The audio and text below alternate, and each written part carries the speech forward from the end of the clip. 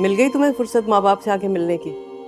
अम्मी, पिछले पूरे हफ्ते जॉब में परेशान रहा हूं मैं। अब्बू को मैंने फोन करके बताया था।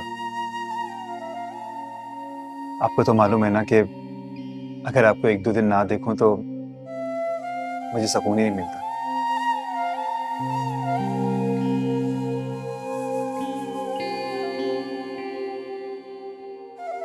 अस्सलाम वालेकुम भाभी। वालेकुम सलाम। कैसे हो सरफराज? मैं बिल्कुल ठीक। भाभी आप कैसी हैं? मैं ठीक हूँ। रेहान भाई शॉप से नहीं आए? आने वाले होंगे रास्ते में। अम्मी, अब्बू, आप लोग अभी तक मेरे घर नहीं आए। पता है मारिया बहुत अच्छा पुलाव बना रही है, आपकी पसंद का। और उसने मुझसे कहा है कि आप अम्मी अब्बू दोनों को साथ में लेकर आइएगा। भाई अपनी माँ से पूछ लो, जहां वो वहां हम।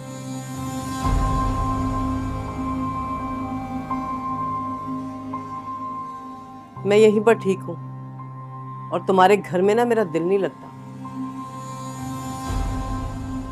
रही बात तुम्हारी बेगम साहिबा की, अरे मुझे तो उनके मिजाज ही नहीं समझ में आते।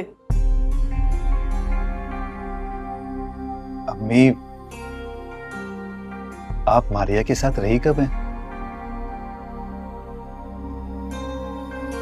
तो आपको उसके मिजाज के बारे में कैसे मालूम होगा?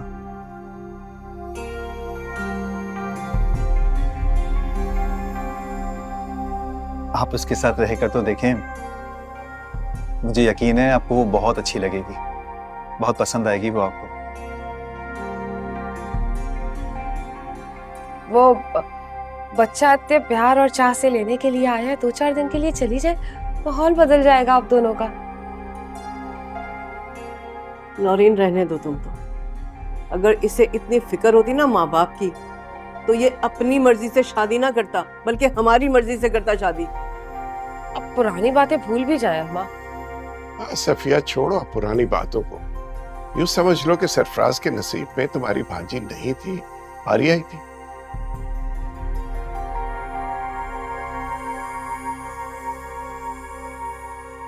और बेटा, तुम्हारी जॉब का क्या हुआ?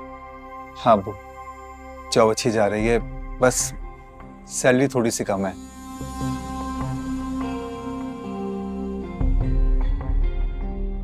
सरफराज, तुमने अगर हमारी मर्जी से शादी की होती ना, तो आज को इस तरह नौकरी के लिए दरबदर ना हो रहे होते, तुम्हें इस तरह से धक्के ना खाने पड़ते जॉब के लिए।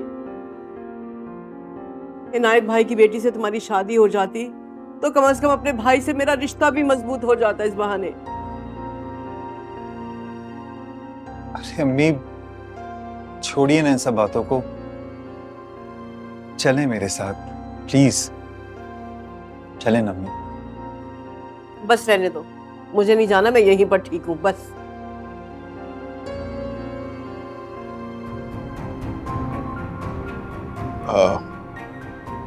बेटा नमाज का वक्त हो गया है, मैं जरा नमाज पढ़, तो मुझे इजाजत होगी। मैं भी साथ में चल रहा हूँ, वहीं से नमाज पढ़ के घर चला जाऊंगा। अच्छा अम्मी, खुदा हाफिज। आज अच्छा भाभी, खुदा हाफिज। रेहान भाई को सलाम कहिएगा। खुदा हाफिज।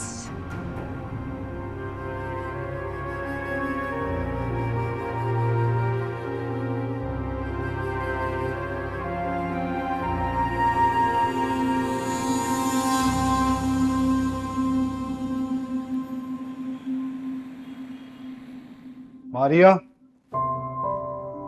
मारिया, मारिया। अस्सलाम वालेकुम। वालेकुम सलाम। अम्मी जी अब्बू जी नहीं आए? नहीं, वो लोग नहीं आए। मारिया, इस दुनिया में कितने ऐसे लोग हैं जो अपनी मर्जी से शादी करते हैं, मगर इसका मतलब ये नहीं कि उनके माँ बाप उनसे नाराज होकर बैठ जाएं। मैंने अम्मी को कितना कहा चलने के लिए, मगर वो नहीं मानी। उल्टा मुझे मर्जी से शादी करने के थाने देने लगी। आप ऐसा क्यों सोच रहे हैं? कुछ वक्त लगेगा, लेकिन अम्मी जी इंशाल्लाह एक दिन जरूर मान जाएंगी। और कितना वक्त? मारिया, हमारी शादी को 6 महीने हो चुके हैं और उन 6 महीनों में तुम कितनी बार गई हो? हमेशा उनसे मोहब्बत से, अदब से पेश आई हो। और वो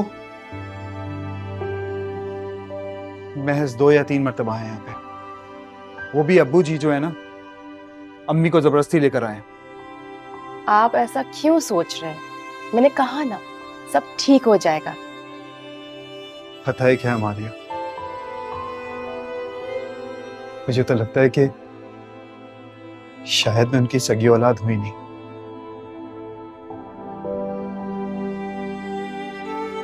उनकी सगी औलाद सिर्फ रेहान भाई है। सरफराज ऐसा नहीं कहते। वालिदैन अपनी औलाद से बहुत मोहब्बत करते हैं, वो जीते ही उनके लिए। जब आपकी औलाद होगी तब एहसास होगा आपको।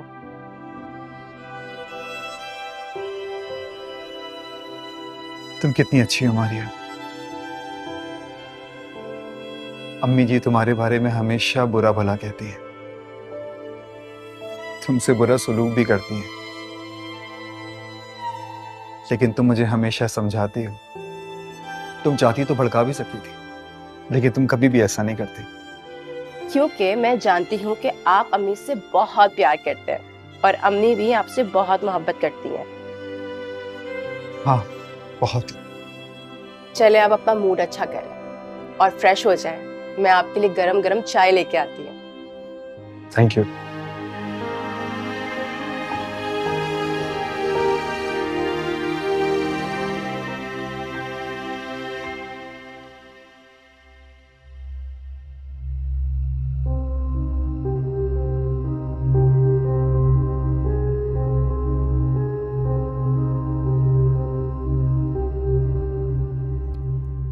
क्या बात है, थकी हुई लग रही है।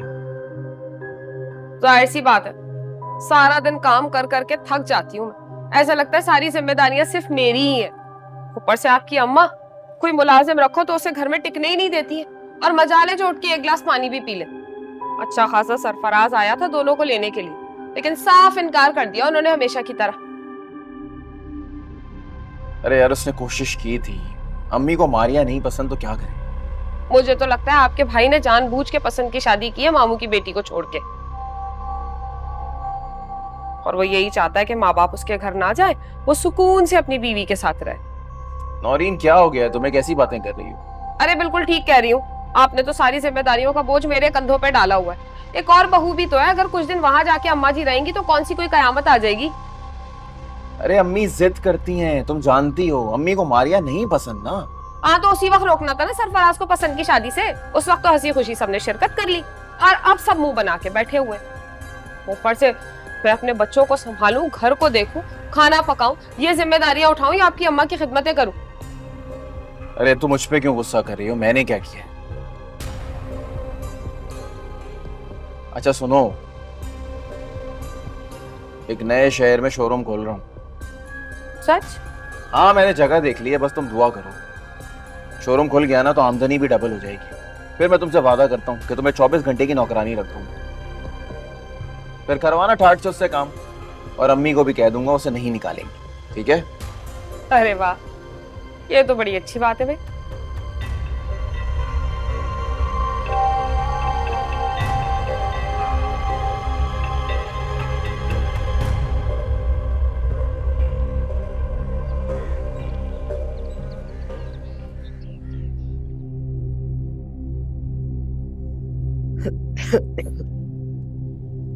क्या हुआ सफिया? क्या हुआ? बस कुछ नहीं, वही आपको बताया तो था कि मेरी तबीयत कुछ दिनों से ठीक नहीं है। मेरा सांस बहुत फूल रहा है और जिस्म में बहुत दर्द बढ़ता जा रहा है। दर्द कितनी बार तुम्हें कहा है डॉक्टर के पास चली जाओ, लेकिन मेरी बात तो तुम सुनती नहीं। अरे मैंने रेहान से कहा था, वो कह रहा था कि उसे वक्त होगा तो ले जाएगा, मसरूफ है ना वो बहुत। क्यों? बीवी बच्चों के लिए उसके पास वक्त है, लेकिन अपनी माँ को हॉस्पिटल ले जाने के लिए वक्त नहीं है उसके पास। ठीक है, वो नहीं ले जा रहा तो मैं लेके चला जाता हूँ। क्या हो गया आपको? क्यों खामखा आप अपने बेटे पे बिगड़ रहे हैं? जानते हैं ना कितना काम करता है वो। आज जितनी मसरूफियत है मुझे पता है। तुम अपने बच्चों को कभी कुछ नहीं कहने देती, ये शुरू से आदत है तुम्हारी। अपनी हालत देखिए, तबीयत कैसी हो रही है तुम्हारी, तुम्हें अपनी हालत की बिल्कुल परवाह नहीं है। ठीक, मैं उसे कहता हूं कि गाड़ी करवा दे, मैं ले जाता हूं। अब तुम एक बात नहीं कहोगी, मैं अभी बात करता हूं उससे। और मुझे एक बात बताओ, मेरे साथ जाने में तुम्हें कोई प्रॉब्लम है? मैं ही लेके जाता रहूं ना। अब अगर उम्र हो गई है मेरी, इसका यह मतलब थोड़ी है कि मैं अपनी बीवी को हॉस्पिटल नहीं ले जा सकता। अच्छा भाई, आपसे तो बहस करना ही फजूल है। बस अब तैयार हो जाओ तुम, और मैं उसे कहता हूं कि गाड़ी का इंतजाम करे।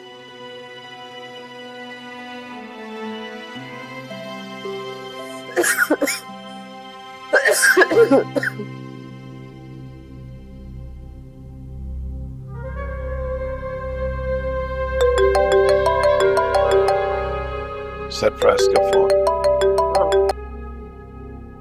हेलो सरफराज बेटा। अस्सलाम वालेकुम अब्बू जान। वालेकुम अस्सलाम। कैसे हो? अब्बू मैं ठीक हूँ, आप सुनाएं कैसे हैं? और अम्मी जी की तबीयत ठीक है? नहीं, तुम्हारी माँ की तबीयत ठीक नहीं थी, हॉस्पिटल लेकर आया था। क्या हुआ अम्मी जी को? कल तो मेरी बात हुई थी, अब उनकी कल भी तबीयत ठीक नहीं लग रही थी, लेकिन उन्होंने कुछ बताया ही नहीं। हाँ, कुछ दिनों से जिस्म में दर्द है बेटा, 2-4 मसले और भी साथ साथ चल रहे हैं। अभी डॉक्टर्स ने कुछ टेस्ट लेकर दिए हैं, वही करवाने जा रहे हैं। रिपोर्ट्स आएंगे तो पता चलेगा। अच्छा ठीक है, ये बताएं आप दोनों के साथ अभी कौन है? कोई नहीं बेटा, मैं अकेला ही लेकर आया हूँ। रेहान जरा मसरूफ था, इसलिए उसके पास वक्त नहीं था। अब्बू जी आप मुझे कह रहे थे, मैं आप दोनों को हॉस्पिटल लेके चले जाता। अच्छा आप बताएं अभी कहाँ है, मैं फौरन आ जाता हूँ। अरे आप इससे कहें कि परेशान ना हो, मैं बिल्कुल ठीक हूँ। बेटा तुम्हारी माँ कह रही है कि परेशान मत हो, हम टेस्ट करवा के चले जाएंगे। अच्छा ठीक है, आप मुझे फोन करके जरूर बताइएगा। और अब्बू अगर मेरी जरूरत हो ना तो आप मुझे बता दिएगा, मैं आ जाऊंगा। अच्छा बेटा, खुदा हाफिज। खुदा हाफिज अब्बू, अपना ख्याल रखिएगा।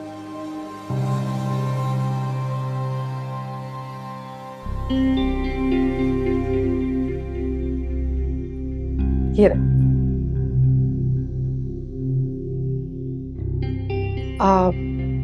वो बच्चों की स्कूल फी पे करनी है और अब हर महीने 4000 एक्स्ट्रा देने होंगे, फी बढ़ गई है। ये तुमने क्यों इतने महंगे स्कूल में बच्चों का एडमिशन करवा दिया? पढ़ाई वढ़ाई तो होती नहीं है, बस हर वक्त कोई ना कोई एक्टिविटी चलती रहती। किसने कह दिया आपको कि पढ़ाई नहीं होती? और वैसे भी एकेडमिक एक्टिविटीज के साथ साथ को करिकुलर एक्टिविटीज बहुत जरूरी है। इसकी वजह से हम सबके बच्चे फिजिकली एक्टिव रहते हैं। देखो इससे अच्छा तो ये था कि तुम मोहल्ले के किसी अच्छे स्कूल में एडमिशन करवा देते, दूसरे बच्चों की तरह कम से कम पढ़ लिख कर डॉक्टर या इंजीनियर तो बनते ना। ये तो फालतू की शोशा है और कुछ भी नहीं। आपको अंदाजा नहीं है हमारे बच्चे कितने बड़े स्कूल में पढ़ते हैं। उस दिन सायरा आपा मुझसे पूछ रही थी कि इतने बड़े स्कूल में तुम्हारे बच्चों को एडमिशन मिला कैसे। थोड़ा सब्र कर लो, 2-4 दिन में फीस भर दूंगा। वैसे भी इतने महंगे स्कूल में पढ़ाने का कोई फायदा तो नहीं हो रहा, इतने बुरे ग्रेड्स हो गए दोनों के। तुम जाके आराम करो, रात।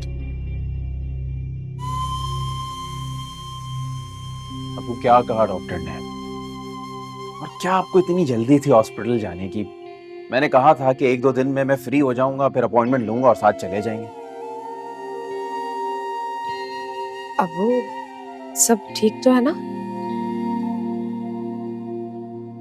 अबू क्या हुआ है? आपकी आंखों में आंसू क्यों हैं? बताएं ना मुझे क्या हुआ है। तुम्हारी माँ को कैंसर हो गया बेटा।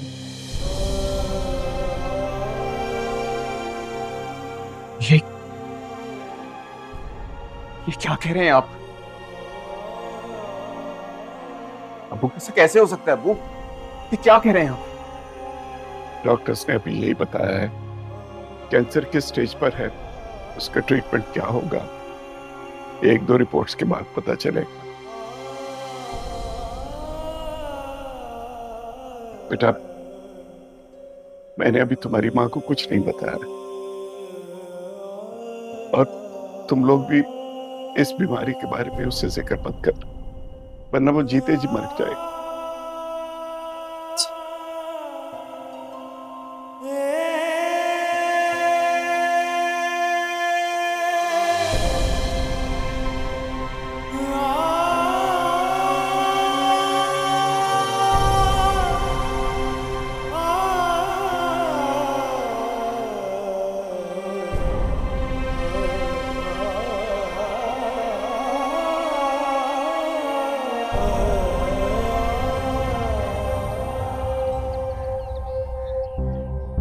सरफराज, क्या हो गया है आपको?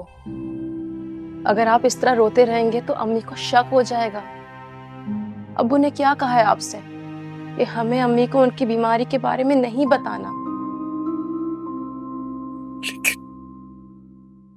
मारिया, मुझसे कंट्रोल नहीं हो रहा है। अम्मी को कैंसर है। मुझे तो एक पल भी चैन नहीं मिल रहा है। उनके बगैर जिंदगी गुजारने का मकसद मुझे समझ में ही नहीं आता। अरे सरफराज। सरफराज। अरे अम्मी। अस्सलाम वालेकुम अम्मी। वालेकुम अस्सलाम। जीते रहो। बैठो बैठो। क्या तबीयत है आपकी अब? अरे बेटा, तबीयत ही तो ठीक नहीं हो रही है। समझ में नहीं आ रहा बेटा कि क्या हो गया मुझे। अम्मी जी, आप परेशान ना हो, अल्लाह ने चाहा आप बिल्कुल ठीक हो जाएंगी। अरे बेटा, इतने बड़े बड़े डॉक्टरों से इलाज हो रहा है, उनकी भी समझ में नहीं आ रहा है। ये बताओ बेटा कि डॉक्टर तो कुछ बताते नहीं है, तुम्हें अगर कुछ मालूम हो तो तुम मुझे बताओ ना। तुम्हारे अब्बा भी मुझे कुछ नहीं बताते। ना जाने कैसी बीमारी है। अरे दिन ब दिन इलाज तो हो रहा है, बजाय इसके कि मेरी तबीयत ठीक हो, बिगड़ती चली जा रही है। अम्मी। अस्सलाम वालेकुम। वालेकुम अस्सलाम बेटा, बैठ। सफिया, दवा खा ली? मुझे कोई दवा नहीं खानी है। तो मैं दवाइयाँ खा खा के परेशान हो गई हूँ। और ये जो टेस्ट के लिए आप मुझे लेकर गए थे ना, मैं अब वहां भी नहीं जाऊंगी। इतनी तकलीफ होती है मुझे कि मैं क्या बताऊं। ये तो कोई बात ना हुई सफिया। सरफराज, अपनी माँ को समझाओ बेटा, अगर इलाज नहीं करवाएंगी, दवा नहीं खाएंगी, टेस्ट नहीं करवाएंगी तो कैसे ठीक होंगे? हाँ अम्मी, अब्बू ठीक ही कह रहे हैं। आप दवाई वक्त पर लें, जल्द से जल्द ठीक हो जाएंगे। अरे बेटा, वो कल भी जो मुझे टेस्ट के लिए लेकर गए थे ना, मैं बता नहीं सकती, मुझे बहुत तकलीफ हुई थी। अम्मी जी, अब्बू आपकी भलाई के लिए ही कह रहे हैं। टेस्ट कंप्लीट होंगे तो फिर आपका इलाज भी अच्छे से हो जाएगा, और आपके साथ तो बहुत सारी दुआएं हैं। आखिर ऐसा क्या हो गया मुझे? मुझे तो ऐसा लग रहा है कि जैसे जैसे तुम लोग मुझसे कुछ छुपा रहे हो। तुमसे क्या छुपाएंगे हम? सारी जिंदगी कुछ नहीं छुपाया, अब बुढ़ापे में क्या छुपाना है? तुम्हें बताया है ना कि तुम्हें ब्लड इन्फेक्शन है। इंशाल्लाह इलाज चल रहा, ठीक हो जाओगे तुम। जी अम्मी जी, अब्बू बिल्कुल ठीक कह रहे हैं। आप दवाई खाएंगी ना, जल्द से जल्द ठीक हो जाएंगी इंशाल्लाह।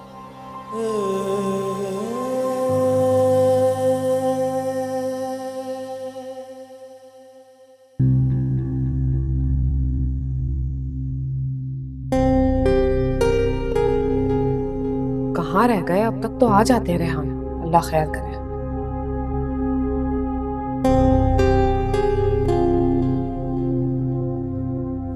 अस्सलाम वालेकुम। वालेकुम सलाम। कहाँ रह गए थे? कब से आपका इंतजार कर रही थी मैं खाने पे। अरे तुमने घर के अखराजात देखे हैं, कितनी महंगाई हो गई है। मेरा बस चले तो काम पे और बैठूं और पैसे बनाऊं। इतनी मेहनत तो करते हैं रेहाना, और क्या करना चाहते हैं? तुम जानती हो कि अम्मी के इलाज पे कितना खर्चा हो रहा है। बुरा मत मानिएगा, लेकिन अम्मा जी का इलाज करवाना अकेले आपकी जिम्मेदारी नहीं है। सरफराज से कहें कि थोड़ा तो ख्याल करे, आखिर को अम्मा जी के 2 बेटे हैं। सरफराज बेचारा कहाँ से करेगा? उसकी जॉब ऐसी कहाँ है कि वो अखराजात उठा सके, इलाज के पैसे दे सके? नौकरी अच्छी हो या ना हो, लेकिन कुछ तो फराइज है ना उसके भाई होने के नाते। और वैसे भी आपके कंधों पे तो बीवी बच्चे दोनों की जिम्मेदारी है। उसके कौन से बच्चे रो रहे हैं जो उसे जिम्मेदारी उठा ली है। और आप खुद सोचें, अगर इसी तरह आप अम्मा जी के इलाज पे पैसे खर्च करते रहे तो अपने कारोबार को मजीद वसी कैसे करेंगे? कहाँ से लाएंगे और पैसे? देखो जो भी है, अम्मी के इलाज पे पैसे तो खर्च हो रहे हैं ना। इसीलिए तो कह रही हूँ कि थोड़ी सी जिम्मेदारी सरफराज को भी दे। सच पूछे तो मेरा दिल कहता है अब अम्मा जी का कुछ नहीं होने वाला। बुढ़ापा तो खुद एक बीमारी होती है, उसमें अम्मा जी को कैंसर है। वो याद है आपका एक दोस्त था यासिर, और उसकी अम्मी को कैंसर हुआ था। उन लोगों ने हर मुमकिन कोशिश की, हर तरह का इलाज करवाया, यहाँ तक कि अपना घर तक बेच दिया। और आखिर में क्या हुआ? उनकी अम्मा मर के चली गई और सारे बच्चे फुटपाथ पे रुल रहे हैं। और मैं तो कहती हूँ भाई, जिसकी जितनी लिखी है ना रेहान, वो अपने दिन काट के जाएगा। खामखा किसी के इलाज पे अपनी मेहनत का पैसा इस तरह लगाना बेवकूफी है।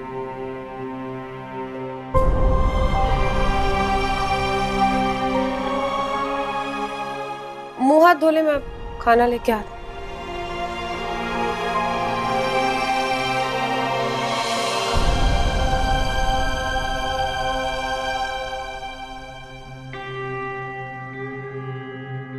अम्मा जी का इलाज करवाना अकेले आपकी जिम्मेदारी नहीं है। सरफराज से कहें कि थोड़ा तो ख्याल करे।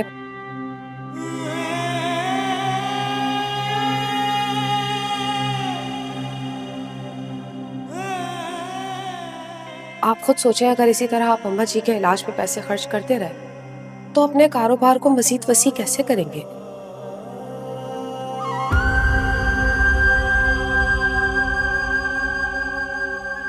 और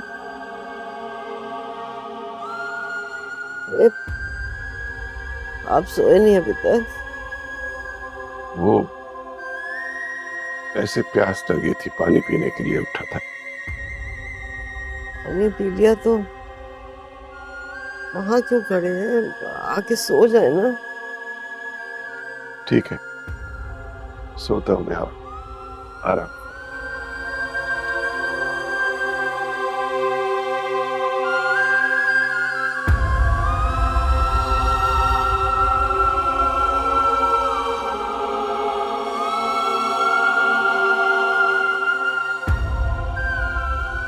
वो याद है आपका एक दोस्त था, और उसकी अम्मी को कैंसर हुआ था। उन लोगों ने हर मुमकिन कोशिश की, हर तरह का इलाज करवाया, यहाँ तक कि अपना घर तक बेच दिया। और आखिर में क्या हुआ? उनकी अम्मा मर के चली गई और सारे बच्चे फुटपाथ पे रुल रहे हैं।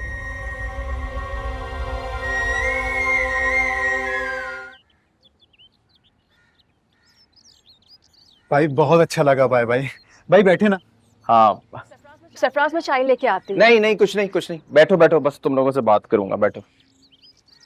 अम्मी कैसी है भाई? हम आने ही वाले थे आपकी तरफ। अम्मी की तबीयत तो ठीक होने के बजाय मजीद खराब होती जा रही है, और साथ साथ अब तुम्हारी भाभी भी बीमार पड़ गई हैं। क्या क्या हुआ भाभी को? क्या करे बेचारी, सारा दिन अम्मी की खिदमत में लगी रहती है, घर के इतने काम करने होते हैं, फिर बच्चों की देखभाल, बीमार पड़ गई और क्या करे वो।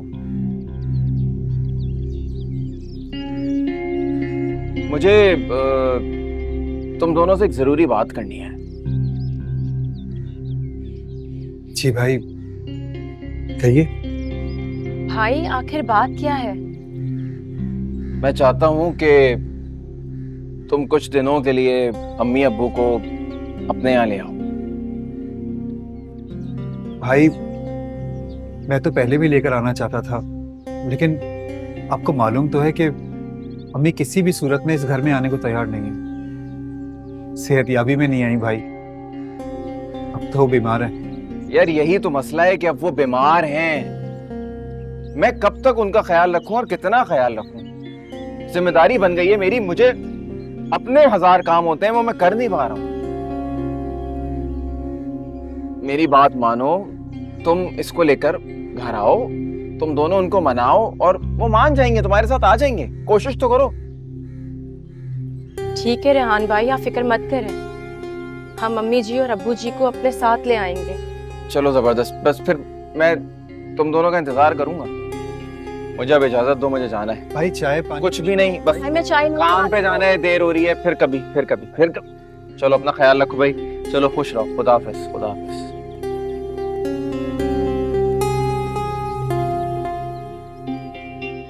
क्या सोच रहे हैं आप? मारिया, हम मम्मी को लेकर तो आ जाएं यहाँ पे, मगर उनका इलाज। सरफराज, बीमारी अल्लाह की तरफ से आती है और तुम देखना, इंशाल्लाह अल्लाह ही असबाब पैदा करेगा। तुम जानती हो कि मेरी तनख्वाह बहुत कम है और ये कैंसर का इलाज बहुत महंगा है। आप ये सब मत सोचें, एक लम्हे के लिए आप सिर्फ ये सोचें, अगर हमारी अपनी औलाद होती और अल्लाह ना करे उसे ऐसी कोई बीमारी होती, तो क्या हम उसका इलाज नहीं करवाते? क्या हम उसको ऐसे ही किसी के आसरे छोड़ देते? हमारे माँ बाप हमारे लिए सारी जिंदगी करते हैं, अब हमारी बारी है Sarfaraz. Thank you so much, शुक्रिया। बैठे आप, मैं चाय लेके आती हूँ।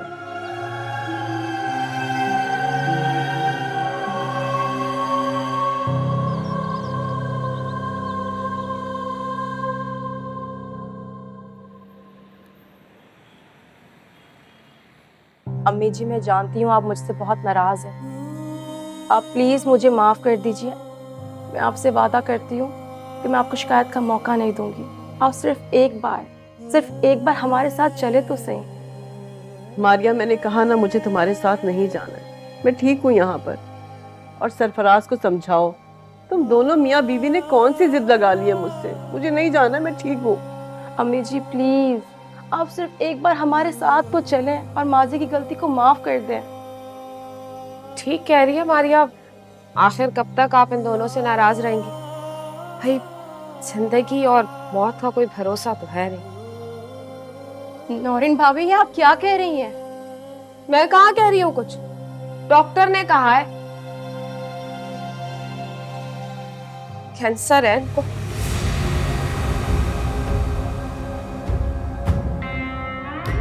और आप तो जानती है ना, कैंसर जानलेवा मर्ज है, जान लेके ही छोड़ता है। नौरीन, मुझे कैंसर है और आपने इतनी बड़ी बात मुझसे छुपाई, मुझे कुछ नहीं बताया आपने।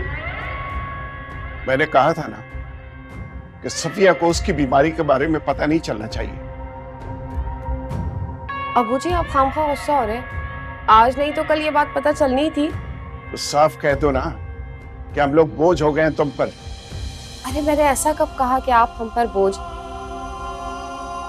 लेकिन हकीकत तो ये है कि इनकी बीमारी पे लाखों रुपए खर्च हो गए हैं हमारे।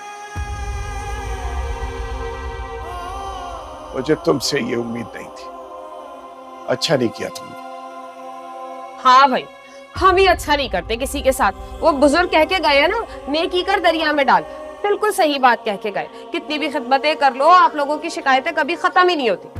और भाई मैं तो कहती हूँ अब्बू जी, अगर आप लोग यहाँ पे खुश नहीं है ना, तो आराम से इस घर को छोड़ के जा सकते। अरे भाई, आप लोगों की शिकायतें कभी खत्म नहीं होंगी, रहते भी यही हैं, खाते भी यही हैं, मुफ्त की रोटियां भी तोड़े, और जरा सा कुछ कह दो तो आपकी बेगम मगरमच्छ के टसवे बहाने शुरू हो जाती है। जीना हराम करके रखा हुआ है।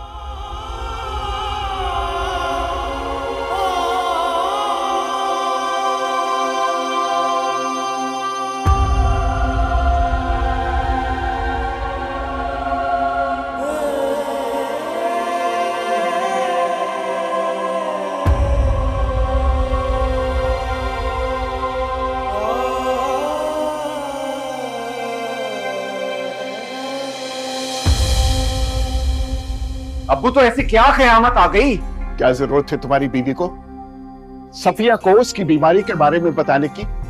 कितनी बार समझाया था कितना तुम लोगों से दरखास्त की थी मैंने। अबू एक ना एक दिन तो अम्मी को उनकी बीमारी के बारे में पता चलना था ना, तो ऐसा क्या मसला हो गया? अरे तुम्हें पता भी है कि उसने तुम्हारी मां के बारे में क्या कुछ कहा, कितनी बदतमीजी की है। सब कुछ जानता हूं अच्छी तरह से, नौरीन बता चुकी है मुझे। अरे इंसान है वो, कितना बर्दाश्त करेगी? और आप लोगों को अंदाजा है कि हम दोनों ने आपके लिए क्या क्या किया है? आप दोनों को हमारा शुक्रगुजार होना चाहिए कि क्या कुछ नहीं किया हम दोनों ने आपके लिए। कितनी खिदमतें की, कितना ख्याल रखा, दिन रात एक कर दिए। अरे मैं तो अपना बिजनेस शुरू करना चाह रहा था, इतने पैसे लगाने थे मुझे वहां पे, लेकिन नहीं किया मैंने। आप लोगों की वजह से अम्मी के इलाज के ऊपर इतना पैसा खर्च कर चुका हूं। रेहान भाई, ये कैसी बातें कर रहे हैं आप? ये भी कोई जताने वाली बातें हैं? बस करो बेटा, कहने दो इसे। इसने हमारे लिए बहुत कुछ किया है, पानी की तरह पैसा बहाया है इसने। हमने तो इसके लिए कुछ नहीं किया, खुद ही इतना बड़ा हो गया है। इतना सा था जब तुम्हारा सीना खराब हुआ था और यही तुम्हारी मां 1 महीना हॉस्पिटल में रही थी, अपनी छाती पे लिटा के तुम्हारा इलाज करवाती रही, अपना सारा जेवर बेच दिया, दिन रात मेहनत करती रही। और अब तुम हमें कह रहे हो कि हमने क्या किया है तुम्हारे लिए।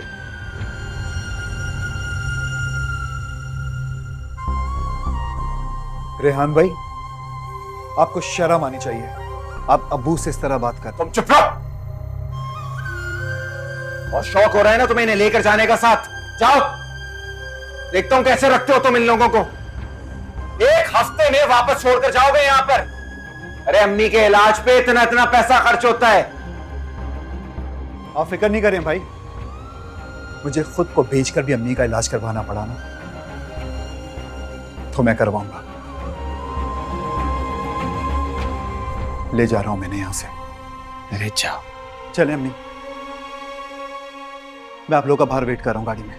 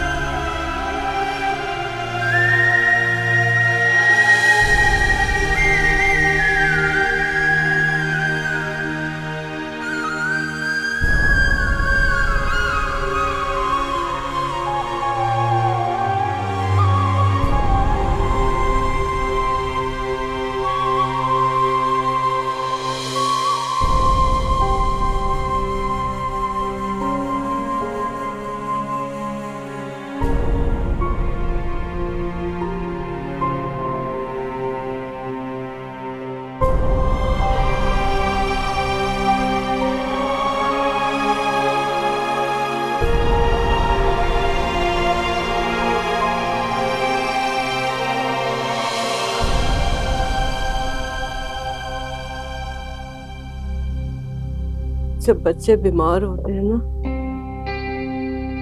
तो माँ बाप उनका बहुत ख्याल रखते हैं, बहुत प्यार करते हैं उनसे। उन्हें उनसे पहले से ज्यादा मोहब्बत हो जाती है।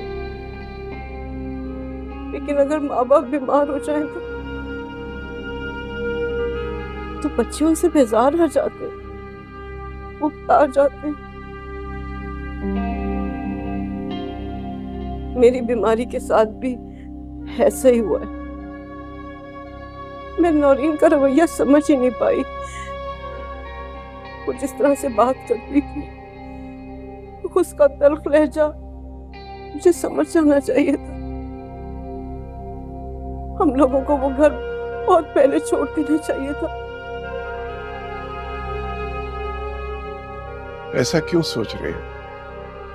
इसमें तुम्हारी क्या गलती है? बीमार तो कोई भी हो सकता है।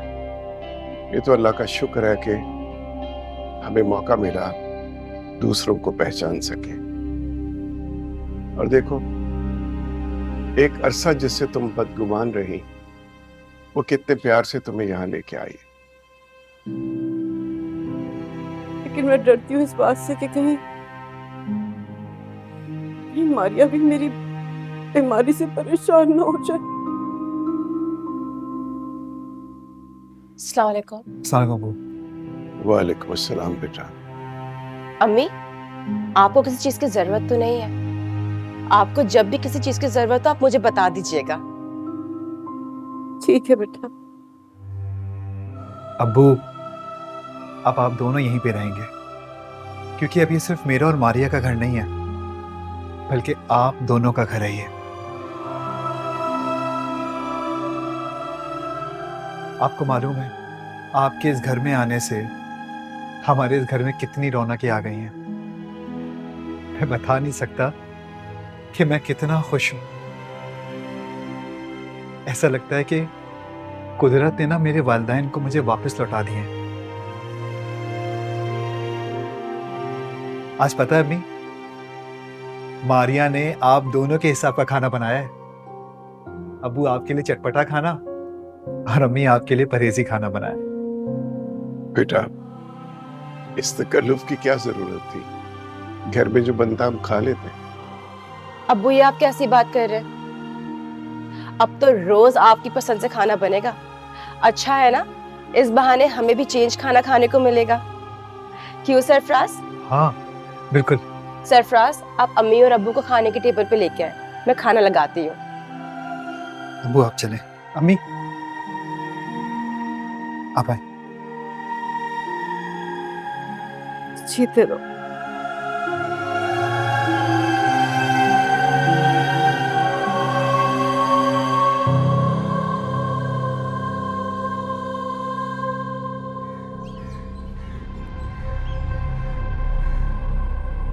अरे बस ना पूछो, जब से रेहान के पेरेंट्स गए हैं ना, ऐसा लगता है कि मेरे घर में कोई काम ही नहीं है। मुझे तो बहुत ही सुकून मिल गया। अम्मा जी की खिदमतें कर करके मैं तो बिल्कुल थक गई थी। और कोई बीमारी जैसी बीमारी थी यार, कैंसर। मुझे तो हर वक्त ये डर लगता था कि कहीं मुझे और मेरे बच्चों को उनके की बीमारी ना लग जाए। भाई तोबा। अच्छा, मैं बाद में बात करती हूँ। अस्सलाम वालेकुम। बच्चे कहाँ? कमरे में। क्या हुआ, वो नई ब्रांच की कंस्ट्रक्शन शुरू होगी? हाँ, कुछ दिन और लगेंगे। बस दुआ करो कि सब ठीक ठाक हो जाए। माल डालने की बारी आ रही है, बहुत पैसों की जरूरत पड़ेगी। परेशान लग रहे हैं, सब ठीक तो है? 2-4 बैंक्स में लोन के लिए अप्लाई किया है। दुआ करो लोन अप्रूव हो जाए। रेहान, वो दोस्तों से उधार लेना तो ठीक है, लेकिन बैंक से लोन लेना, वो भी घर गिरवी रखवा के, कुछ मुनासिब? देखो, एक दफा काम चल गया और हर चीज जिस तरह से मैं प्लान कर रहा हूँ वैसे हो गई। सारे लोन वापस कर दो। तुम क्यों परेशान होती हो? मैं हूं ना, सब सही हो जाएगा। एक काम करते हैं, तो बच्चों को तैयार करो, आज हम बाहर खाना खाते हैं। मैं अभी उन्हें बताती हूँ, बहुत खुश होंगे सुन के वो। आप ही फ्रेशन अप हो जाए। चलो।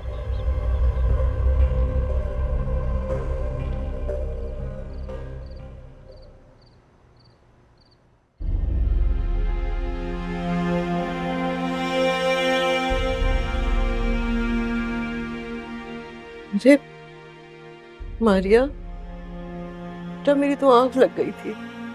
तुम थक जाओगी, जाके आराम करो। नहीं अम्मी जी, मैं बिल्कुल नहीं थकी। आप आराम से सो जाए, मुझे आपकी खिदमत करने में बड़ा सुकून मिलता है। अरे अल्लाह तुम्हें बहुत खुश रखे बेटा। प्लीज सारी दुनिया की खुशियां तुम्हें मिले, सदा सुहागन रहो, जीती रहो बेटा।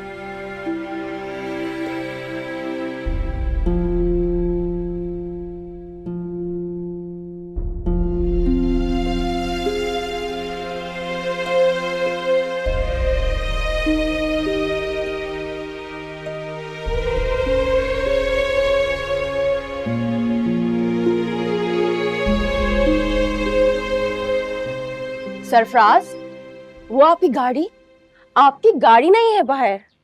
पता है मुझे। क्या मतलब पता है? आपकी गाड़ी कहाँ है? गाड़ी मैंने सील कर दी। क्या आपने गाड़ी बेच दी? हाँ मारिया, तुम जानती हो ना कि अम्मी के इलाज के लिए बहुत पैसे चाहिए। अब तो कोई दोस्त भी उधार नहीं देता मुझे, कितना किसी से उधार मांगता, इसलिए मैंने गाड़ी बेच दी। चले कोई बात नहीं, गाड़ी का क्या है, गाड़ी दोबारा आ जाएगी।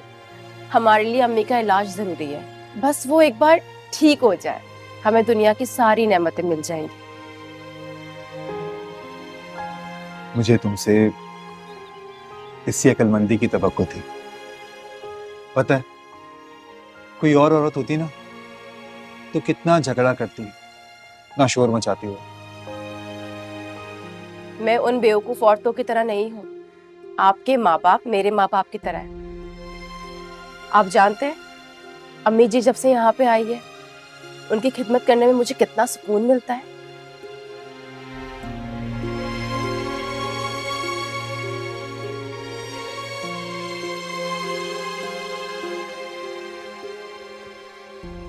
अम्मी, आप क्यों ऊपर आ गई? आप मुझे आवाज देती, मैं आ जाती। मारिया,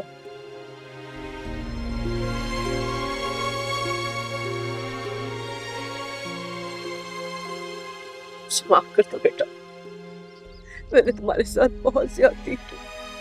मैंने तुम्हें बहुत बुरा भला कहा, कितना गलत समझा मैंने तुम्हें। और तुम अम्मी, आप ये कैसी बात कर रही? मुझे आपसे कोई शिकायत नहीं है। अरे ये तो तुम्हारी बड़ाई है बेटा, बल्कि मैं कहूंगी अच्छाई। मुझसे अच्छा तो मेरा बेटा है, जिसने हीरे को एक ही नजर में पहचान लिया। मैं आपको इसीलिए समझाता था कि मारिया दिल की बहुत अच्छी है। आज तो मैंने देख भी लिया बेटा, तुमने जिस तरह से मेरा ख्याल रखा है बेटा, बल्कि तुम दोनों ने हम दोनों का जो ख्याल किया है, अल्लाह तुम लोगों को अजर देगा बेटा। अल्लाह तुम लोगों की हर खुशी पूरी करे, तुम लोगों की हर दिली मुराद पूरी करेगा। तुम लोग हमेशा खुश रहो बेटा, जीती रहो।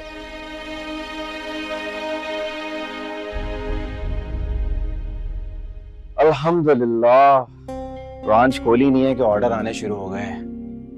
या अल्लाह तेरा शुक्र है। रेहान, मैं न्यूज़ देख रही थी, वो हेडलाइन पे चल रहा है कि जहाँ तुमने अपनी वो शॉप्स और चीजें वो सब कुछ किया था ना, वो बिल्डिंग्स वो गिरा रहे हैं, मिसमार कर रहे हैं उनको, क्योंकि वो इलीगल है और ये सब गवर्नमेंट के लोग कर रहे हैं। तुम प्लीज कॉल कर। क्या बकवास कर रही हो? ऐसा नहीं हो सकता यार, अल्लाह ना करे। क्या क्या बोल रही हो तुम? कॉल तो करो। क्या हुआ? फोन नहीं उठा रहा। आसिफ भाई को कॉल कर लो ना यार। आसिफ भाई को फोन करते। अस्सलाम वालेकुम। वालेकुम सलाम। अम्मी अबू, मेरी प्रमोशन हो गई है। बहुत मुबारक हो बेटा, बहुत मुबारक हो। अल्लाह तुम ऐसी हजारों कामयाबियां दे बेटा। और ये सिर्फ और सिर्फ आप दोनों की दुआओं का नतीजा है। अरे ये क्या है? अम्मी, ये मिठाई है। ऑफिस वालों ने मुझे नई गाड़ी दी है। माशाल्लाह, माशाल्लाह। अल्लाह तुम्हें बहुत कामयाबियां दे बेटा, खुश रहो। मारिया, मारिया, मारिया, मेरी प्रमोशन हो गई है। बहुत बहुत मुबारक हो सरफराज। क्या हुआ, तुम्हें खुशी नहीं हुई? नहीं नहीं, ऐसी बात नहीं है। वो अभी नौरीन भाभी का कॉल आया था। अच्छा, कैसे वो लोग? बहुत ही बुरी हालत में सरफराज। क्या हुआ बेटा, खैरियत तो है? नौरीन भाभी बता रही थी, रेहान भाई ने जिस जगह पे अपनी नई ब्रांच खोली थी, वो जगह इलीगल थी। सब कुछ तबाह बर्बाद हो गया। बेचारों ने उस जगह के लिए बैंक से लोन भी लिया था। और गवर्नमेंट ने उस जगह पे बिल्डोजर चला के सब तबाह कर दिया। ये तो वाकई बहुत बुरा हुआ है। हमें उनके घर जाना चाहिए। क्यों अम्मी? मैं उनके घर में हर किस भी कदम नहीं रखूंगी। आज भी नौरीन का रवैया और उसके अल्फाज नशरत की तरह से मेरे दिल पे चुभते। नहीं जाऊंगी। अम्मी, मैं मानता हूँ कि भाभी ने जो भी कुछ कहा वो बहुत गलत था, पर उनकी किए की सजा उनको मिल तो रही है। और जब तक आप उन्हें माफ नहीं करेंगी ना, उनकी परेशानियां कभी भी खत्म नहीं होंगी। वो आप समझाएं ना अम्मी को। क्या बोलूं बेटा, तुम्हारी माँ अगर जाना चाहती है तो मुझे कोई एतराज नहीं, लेकिन मैं उस घर में नहीं जा सकता। मुझे अपने बेटे की लफ्जों की गूंज अभी तक चैन नहीं लेने देती, मुझे सुकून नहीं मिलता। मैं उस घर में नहीं जा सकता। ये कैसी बातें कर रहे हैं आपने ऐसा सोच भी कैसे लिया कि आपके बगैर मैं चली जाऊंगी? ऐसे क्या देख रहे हैं आप? मैंने कह दिया ना कि मैं आपके बगैर नहीं जाऊंगी, तो बस नहीं जाऊंगी।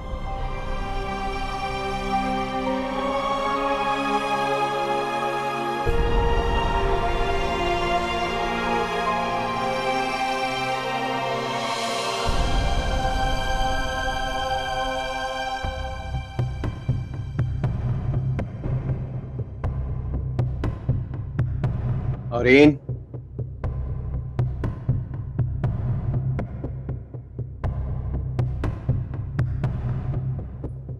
अस्सलाम वालेकुम।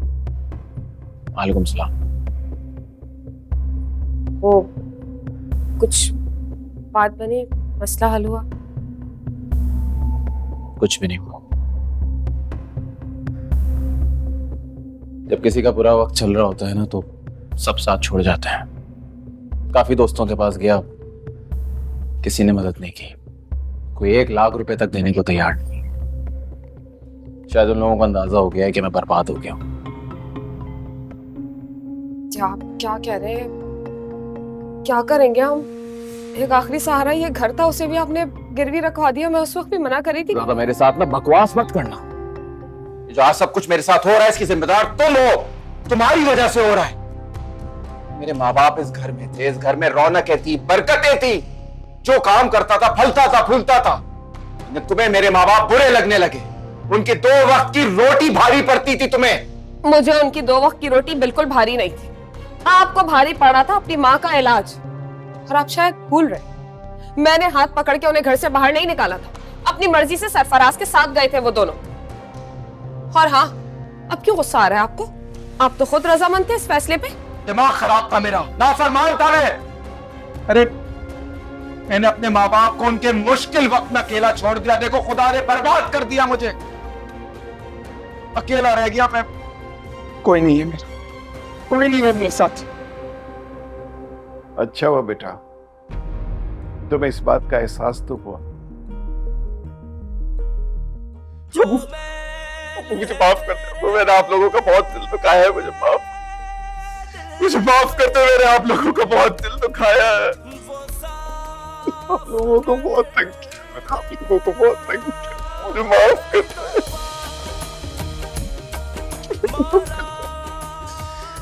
ये दुनिया एक मगरफात का अमल है। हम इस बात को भूल जाते हैं, हम भूल जाते हैं।